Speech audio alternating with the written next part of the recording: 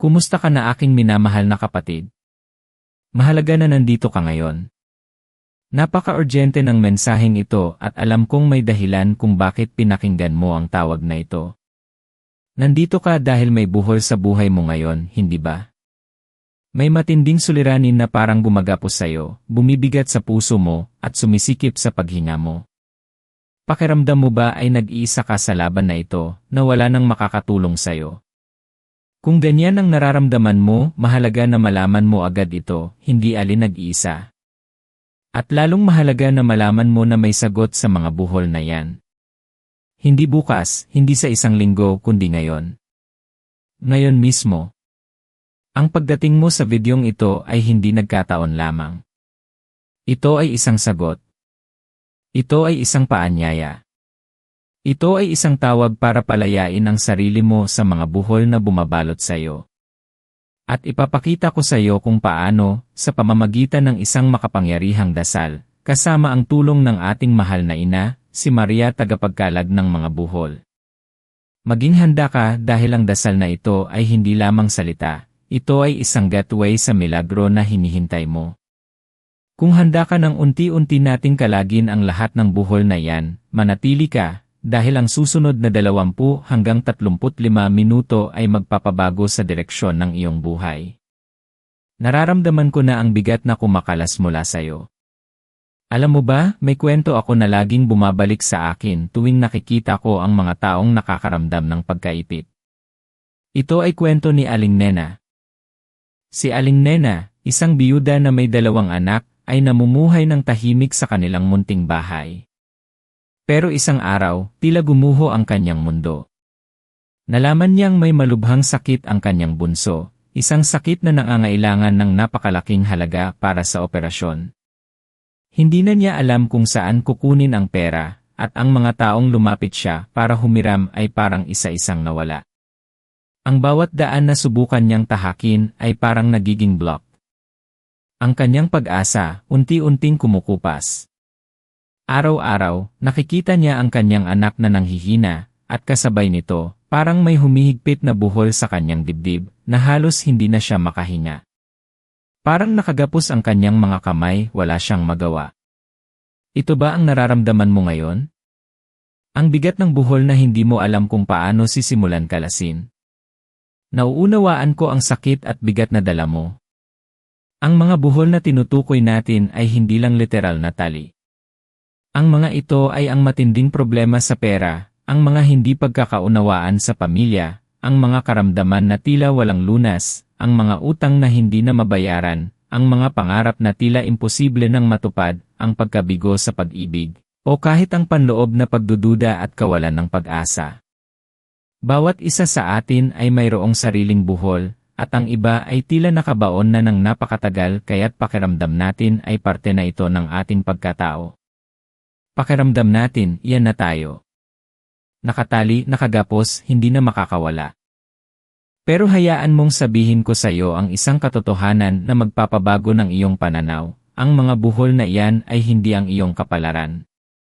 Ang mga buhol na iyan ay pansamantala lamang, at mayroong makapangyarihang tulong na naghihintay na kalasin ang mga ito. Hindi ko sinasabing madali, pero sinasabi kong posible, at higit sa lahat, mayroong pag-asa.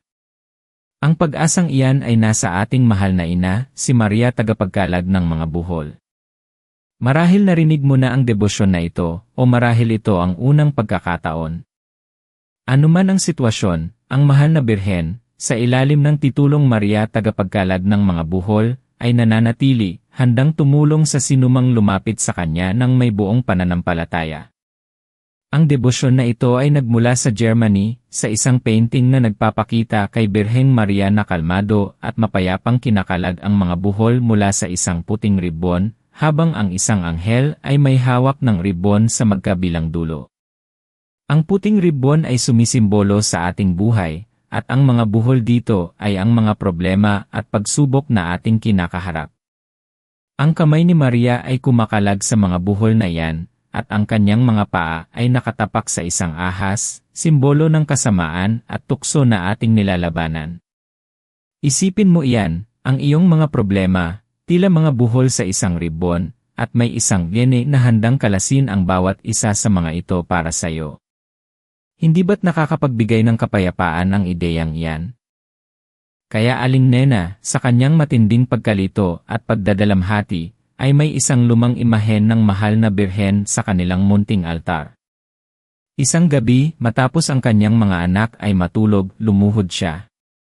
Hindi niya alam kung anong dasal ang bibigkasin, pero ang kanyang puso ay puno ng matinding sakit at pagsamo.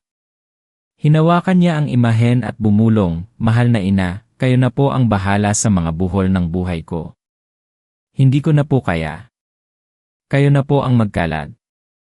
Hindi niya alam na ang debosyon kay Maria tagapagkalag ng mga buhol ay sadyang para sa mga tulad niya. At doon nagsimula ang pagbabago. Pero paano nga ba ito nangyayari? Paano niya naramdaman na may sumasagot sa kanya?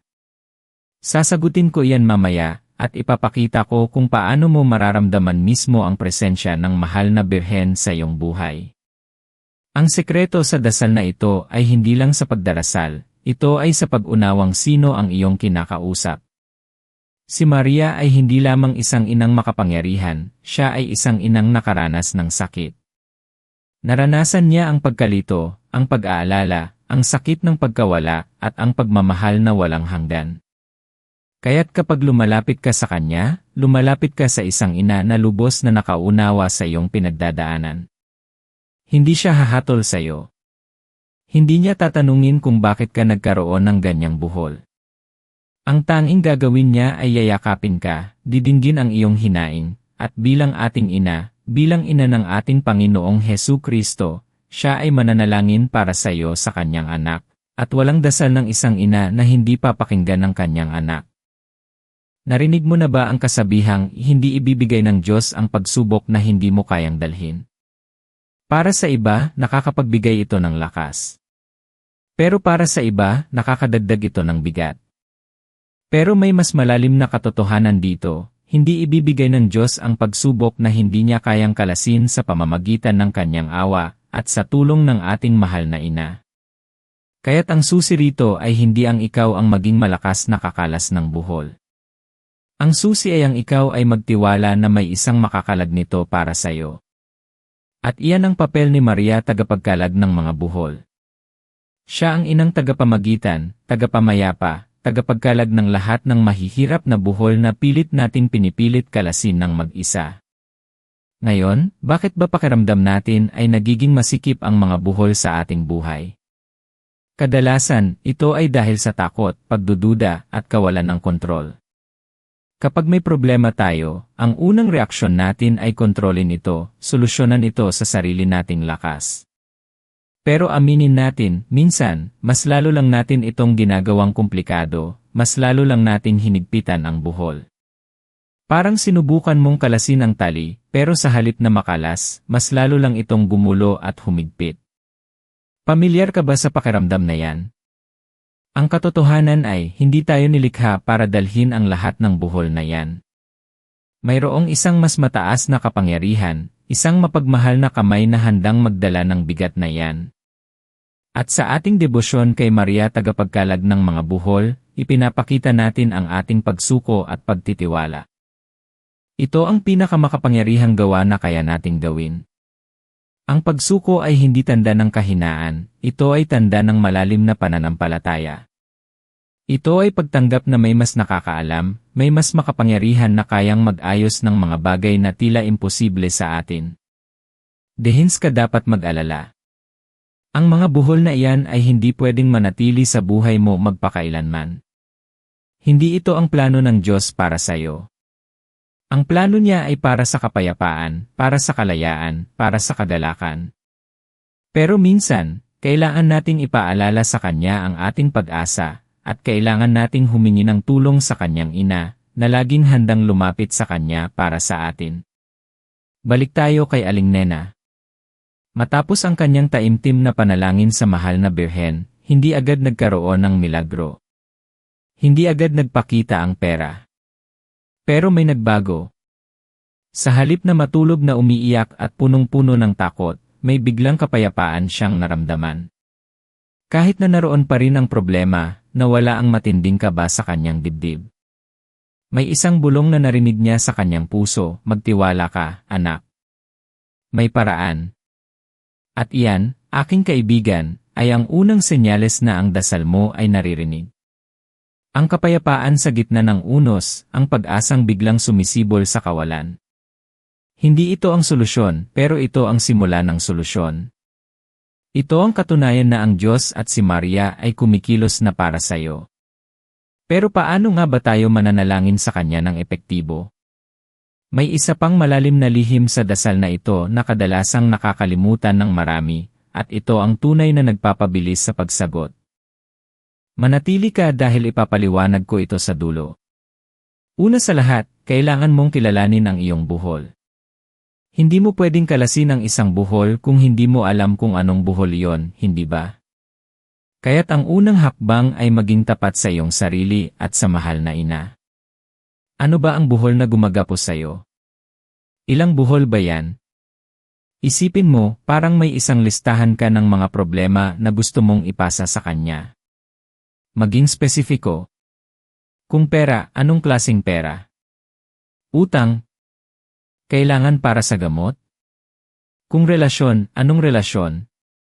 Sa asawa? Sa anak? Sa magulang? Kung karamdaman, anong karamdaman? Ang pagiging spesipiko ay nagpapakita ng kalinawan ng iyong intensyon. Ikalawa, ang pagtitiwala. Hindi lamang ito basta salita. Ang pagtitiwala ay isang desisyon. Sa kabila ng lahat ng nakikita mo, sa kabila ng lahat ng nararamdaman mo, pumili ka na magtiwala. Pumili ka na maniwala na kayang kalasin ni Maria ang buhol na yan. At ito ang pinakamahirap na bahagi para sa marami. Kasi kapag nagdarasal tayo, mayroon tayong eksaktong ideya kung paano dapat sumagot ang Diyos. At kung hindi niya sinagot sa paraang gusto natin, pakiramdam natin ay hindi niya tayo pinakinggan. Pero dito nagkakamali ang marami. Ang Diyos at si Maria ay may mas malawak na pananaw kaysa sa atin. Maaaring ang sagot ay hindi ang paraan na gusto mo, kundi ang paraan na pinakamakakabuti sa iyo. At paano mo malalaman kung ang sagot ay dumarating na, kahit pa hindi ito ang inaasahan mong paraan? Mayroong mga senyales at ituturo ko iyan sa iyo mamaya. Kaya't kapag lumuhod ka at mananalangin, sabihin mo ang iyong buhol at pagkatapos, ilagay mo ito sa kamay ni Maria. Iyan ang susi. Ang pagbitaw. Ang pagsuko ng kontrol.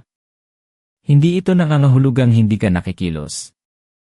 Kikilos ka pa rin, pero ang pagkilos mo ay magmumula sa lugar ng kapayapaan at pananampalataya, hindi sa lugar ng takot at pagkabahala. Isang kwento pa. Si Mang Tonyo, isang matanda na tsuper ng tricycle, ay may buhol naman sa pagpapatawad. Matagal na siyang may sama ng loob sa kanyang kapatid dahil sa mana na hindi napagkasunduan. Ang buhol na ito ay hindi pera, hindi sakit, kundi buhol ng galit at sakit sa puso. Araw-araw, pakiramdam niya ay may mabigat na bato sa kanyang dibdib. Hindi siya makatulog ng maayos, hindi siya makakain ng masarap. Kahit anong dasal niya, tila hindi nawawala ang galit. Narinig niya ang tungkol kay Maria tagapagkalag ng mga buhol at sinubukan niya. Ang buhol niya ay buhol ng galit sa aking kapatid.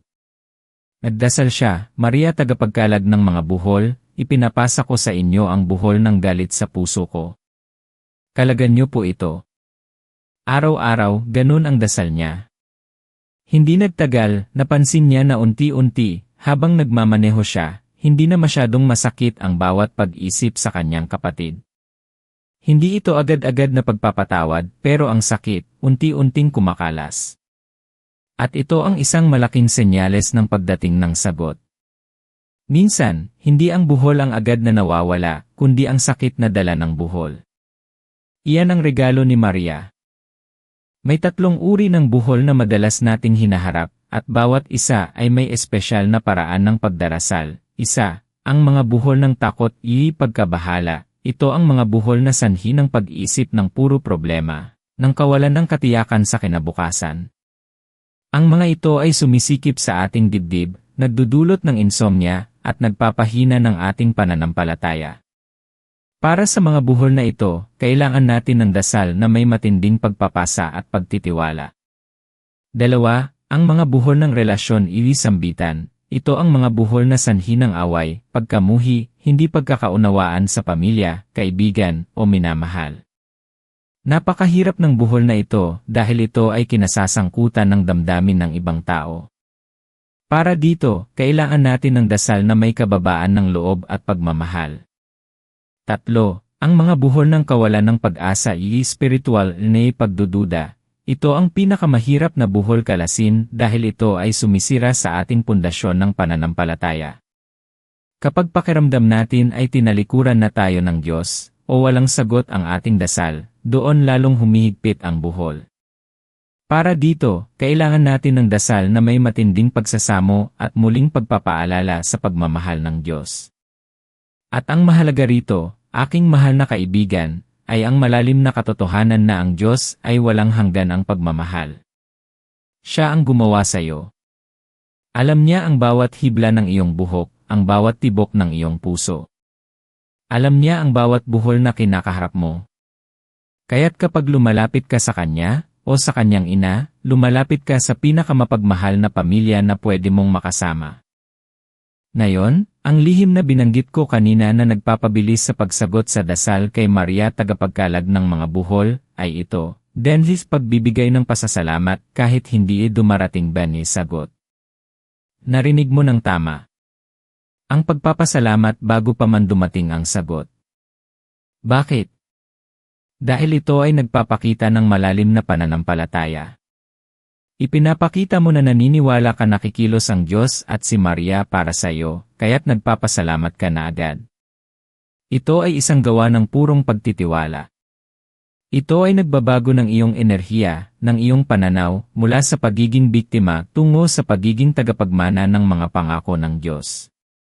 Ito ay tulad ng isang magulang na nangangako ng regalo sa kanyang anak.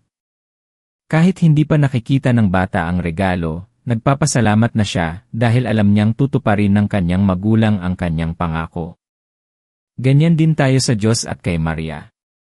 Alam natin na tutuparin nila ang kanilang pangako ng pagmamahal at awa. Kaya't kapag nagdadasal ka, pagkatapos mong ilahad ang iyong buhol at ipasa ito kay Maria, magpasalamat ka. Sabihin mo, salamat, mahal na Birheng Maria, dahil alam kong kinakalag mo na ang buhol na ito. Sabihin mo, salamat, Panginoon, sa pagpapagamit niyo kay Maria upang kalasin ang mga suliranin ng aking buhay. Ang pagpapasalamat na ito ay isang makapangyarihang tuol na magbubukas ng mga pintuan. Ito ang dahilan kung bakit nasabi ko na may sagot ngayong araw.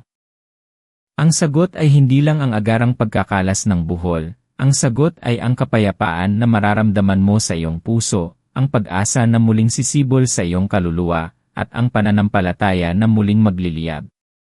Iyan ang unang sagot, ang sagot na agad mong mararamdaman. At mula sa kapayapaan na iyan, doon magsisimula ang unti-unting pagkalas ng mga buhol sa pisikal na mundo. Maraming tao ang nakakaranas ng pagbabago sa kanilang buhay matapos lumapit kay Maria tagapagkalag ng mga buhol. Minsan, ang problema sa pera ay nagkaroon ng solusyon sa hindi inaasahang paraan, isang lumang kaibigan na biglang nagpakita at nag-alok ng tulong, o isang oportunidad sa trabaho na biglang dumating. Minsan, ang isang matinding away sa pamilya ay biglang nagkaroon ng pagpapatawad at pag-unawa. At minsan, ang sakit na nararamdaman mo sa loob ay unti-unting nawawala, at napapalitan ng kapayapaan na hindi kayang ipaliwanag ng agham. Ito ay mga milagro. At ang mga milagro ay nangyayari sa mga taong naniniwala. Mi kwenta nos comments de donde ka nanonood ngayon, at kung ang mensaheng ito ay nakakapagbigay ng pag-asa sa iyong puso. Mahalaga sa akin na malaman iyan para mas makagawa pa ako ng mga video na makakatulong sa ating pamilya dito. Huwag kang mag-alala, aking kapatid. Ang iyong halaga ay hindi nakasalalay sa kung gaano karaming buhol ang mayroon ka sa buhay. Ang iyong halaga ay nasa katotohanang ikaw ay nilikha sa wangis ng Diyos, minamahal, at may mahalagang layunin sa mundong ito. Ang mga buhol na iyan ay hindi magtatagal. Ang mga ito ay mga pagsubok lamang na lilinis at magpapalakas sa iyong pananampalataya. At sa dulo ng lahat ng ito, lalabas ka na mas matibay, mas matalino, at mas malapit sa Diyos. Kaya't, anong dapat mong gawin ngayon? Simulan mong kalasin ang mga buhol. Una, magparehistro ka. Gumawa ka ng isang listahan ng lahat ng buhol na bumabagabag sa iyo. Maging matapat. Maging spesipiko. Huwag kang matakot na ilabas ang lahat ng iyong takot at pangamba. Pangalawa, magdasal ka. Lumuhod ka o umupo sa isang tahimik na lugar. Tumahimik ka. Huminga ng malalim. At mula sa puso, kausapin mo si Maria tagapagkalag ng mga buhol. Ilahad mo ang iyong mga buhol isa-isa. At pagkatapos, ilagay mo ito sa kanyang mga kamay. At magpasalamat ka. Salamat dahil alam mong kinakalag na niya ito. Pangatlo, magtiwala ka. Magtiwala ka na kikilos siya. Magtiwala ka na diringgin ka. At magtiwala ka na ang sagot ay darating sa kanyang perpektong panahon at sa kanyang perpektong paraan. Huwag kang mag-alala kung hindi ito ang inaasahan mo. Ang plano ng Diyos ay laging mas maganda kaysa sa ating plano. Ang mga senyales na dumarating na ang sagot ay maaaring hindi ang buhol ang agad na nakalas. Maaari itong magsimula sa isang matinding kapayapaan na bigla mong mararamdaman sa iyong puso, kahit naroon pa rin ang problema. Dalawa, isang pakiramdam ng pag-asa na muling sisibol sa iyong kalooban. Tatlo, isang biglaang inspirasyon o ideya na magbibigay sa iyo ng bagong direksyon. Apat, ang pagdating ng isang tao sa iyong buhay na magbibigay ng tulong o payo. 5. Ang unti-unting paggaan ng bigat na iyong nararamdaman na parang may humihila sa buhol na yan. Ito ay mga pahiwatig na kumikilos na si Maria. Hindi ka niya bibigin. Hindi ka niya pababayaan. Ang iyong potensyal ay mas malaki kaysa sa anumang buhol na bumabalot sa iyo.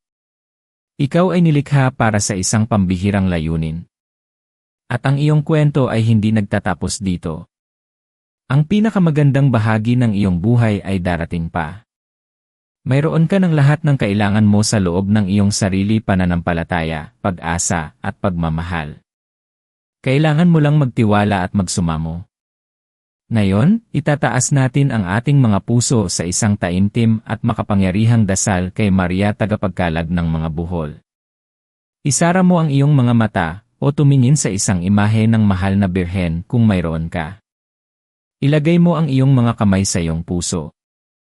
Hayaan mong damhin mo ang presensya ng ating mahal na ina. O, Birheng Maria, tagapagkalag ng mga buhol, pinakamamahal na ina, ikaw na nagkalag ng mga buhol sa aming buhay, tanggapin mo ang aming panalangin sa oras na ito ng aming pangangailangan. Lumalapit kami sa iyo ng may buong pagpapakumbaba at pananampalataya, dala-dala ang aming mga buhol na bumibigat sa aming mga puso at kaluluwa. Ikaw, Ina ng Awa, ang ating tagapamagitan, ang ating pag-asa sa gitna ng kawalan. Alam mo ang lahat ng aming pinagdadaanan, ang bawat luha na aming ipinipighati, ang bawat takot na aming nararamdaman. Nararanasan mo ang aming sakit, at alam mo kung gaano kahirap ang mabuhay na may nakabuhol sa aming buhay. Ina, ipinapasa namin sa iyo ang buhol ng aming mga pinansyal na problema. Ang buhol ng aming mga utang, ang buhol ng kawalan ng pondo para sa aming mga pangangailangan. Kalagan mo po ito, o mahal na ina, at ipagkaloob mo po sa amin ang biyaya ng kasaganaan at seguridad, ayon sa kalooban ng Diyos. Ipinapasa rin namin sa iyo ang buhol ng aming mga relasyon. Ang buhol ng hindi pagkakaunawaan sa aming pamilya, ang buhol ng away sa aming mga kaibigan, ang buhol ng pagkabigo sa pag-ibig. Kalagan mo po ang mga buhol na ito, o Maria, at ipagkaloob mo po sa amin ang biyaya ng pagpapatawad, pagmamahalan, at kapayapaan sa aming mga samahan. Ina, ipinapasa namin sa iyo ang buhol ng aming mga karamdaman, ang buhol ng sakit na aming nararamdaman sa aming katawan at isip. Kalagan mo po ang buhol ng sakit at hirap na ito, at ipagkaloob mo po sa amin ang biyaya ng paggaling, lakas, at kapayapaan sa aming kalusugan. Ipinapasa namin sa iyo ang buhol ng kawalan ng pag-asa, ang buhol ng pagdududa sa aming pananampalataya, ang buhol ng kalungkutan at depresyon. Kalagan mo po ang mga buhol na ito, Ina, at muling pag-alabin mo po ang apoy ng pag-asa, pananampalataya, at kagalakan sa aming mga puso. Ina, ang aming buhay ay parang isang puting ribon na puno ng mga buhol na aming dinala sa iyo. Ikaw na puno ng grasya at awa, hawakan mo ang aming ribon ng buhay. Sa iyong mapagpalang kamay, kalagan mo po ang bawat buhol, isa-isa, na siyang nagpapahirap at nagpapabigat sa aming paglalakbay. Maria tagapagkalag ng mga buhol, idalangin mo po kami. Ipakiusap mo po kami sa iyong mahal na anak, si Hesukristo, na kalagan niya ang mga buhol na ito, at bigyan kami ng kalayaan, kapayapaan, at ang biyaya na aming hinihingi. Nagpapasalamat kami sa iyo, mahal na ina, dahil alam naming dinidinig mo ang aming mga panalangin. Nagpapasalamat kami dahil kumikilos ka na upang kalagan ang aming mga buhol. Nagpapasalamat kami sa kapayapaan na aming nararamdaman ngayon. Nagpapasalamat kami sa pag-asa na muling bumabalik sa aming mga puso. O mahal na Birheng Maria, puno ng pag-ibig at pag-asa, kasama mo kami sa aming paglalakbay. Protektahan mo kami mula sa lahat ng kasamaan at patnubayan mo kami sa landas ng kabutihan. Lahat ng ito ay aming idinadalangin sa pangalan ng iyong anak, ang aming Panginoong Hesukristo, na nabubuhay at naghahari, kasama ng Diyos Ama at ng Espiritu Santo, magpakailanman. Amen. Mahal kong kapatid, pakiramdam mo ba ang pagbabago? Ang paggaan ng puso. Iyan ang simula ng iyong sagot. Iyan ang unang biyaya ni Maria. Manatili ka sa kapayapaang iyan. Manatili ka sa pananampalatayang iyan. Kung ang mensaheng ito ay nakatulong at nakapagbigay ng pag-asa sa iyo, huwag mong kalimutang mag-subscribe sa channel na ito at pindutin ang bell icon para lagi kang updated sa aming mga bagong video na makapagbibigay ng inspirasyon at pagbabago. Ibahagi mo rin ang video na ito sa iyong mga mahal sa buhay na maaaring may buhol din sa kanilang buhay. At higit sa lahat, tuloy lang ang panalangin. Tuloy lang ang pagtitiwala. Maraming salamat sa iyong oras at pananampalataya. Tandaan, hindi ka nag-iisa. Mahal ka ng Diyos at mahal ka ni Maria. Hanggang sa muli nating pagkikita, patuloy kang magtiwala. Kaya mo ito. Nandito tayo para sa iyo. Pagpalain ka.